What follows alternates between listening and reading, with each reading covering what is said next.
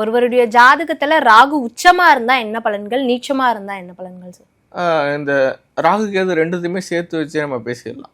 ராகு நல்லா இருக்காரு, கேது நல்லா இருக்காரு, ராகு உச்சமாயிட்டாரு, கேது நீச்சமாயிட்டாரு அப்படின்னாலே என்னன்னா, ராகு கேது 2 பேரும் தாத்தா பாட்டி. அப்பாவோட தாத்தா பாட்டி ராகு, அம்மாவோட தாத்தா பாட்டி கேது.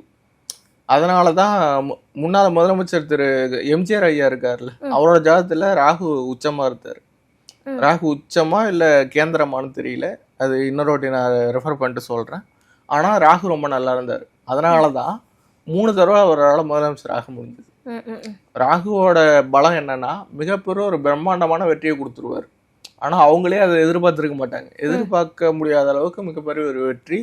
அதே நேரத்துல உழைப்பு அதுல கண்டிப்பா இருக்கு. ஸோ உழைப்பு இல்லாமல் இங்கே எதுவுமே கிடையாது. உழைப்பு இருக்குது, அதாவது எம்ஜிஆர் ஐயாவோட உழைப்பு இருக்குது. +2 மிகப்பெரிய வெற்றியையும் மிகப்பெரிய அதிர்ஷ்டத்தையும் கொடுத்தது இந்த ராகு தான்.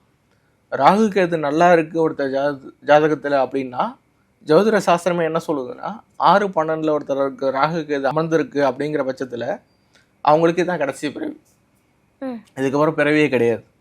அதே மாதிரி ராகு கேது நல்லா இருக்குன்னா உங்களோட தாத்தா பாட்டி நிறையா புண்ணியம் பண்ணியிருக்காங்க அப்படி சொல்லி அர்த்தம். ஸோ அந்த மாதிரி இருந்தாலே உங்கள் வாழ்க்கை மிகப்பெரிய ஒரு வெற்றி உங்களை தேடி வரும். நீங்களே நினச்சி பார்க்க முடியாத ஒரு வெற்றி கிடைக்கும்.